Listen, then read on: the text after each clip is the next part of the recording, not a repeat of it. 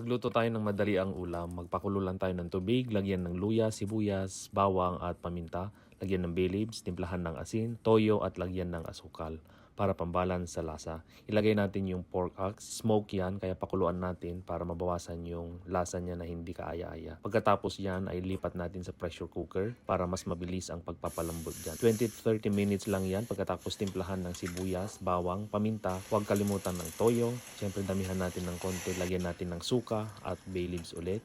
Lagyan natin ng coke pambalan sa ating lasa ng alat. Magiging matamis konti yan. Lagyan pa natin ng ground pepper. Takpan natin ito at pakuluan ng within 30 minutes at ayan na, napakalambot na. Timplahan natin ulit, i-adjust ang lasa kung gusto nyo. Lagyan naman natin ng twist, lagyan natin ng pineapple slice para naman magkaroon ng konting asim. Yan. Siyempre, huwag natin kakalimutan na lutuin ng maayos ang ating pineapple slices. At magdadagdag yan ng lasa sa ating adobong pata.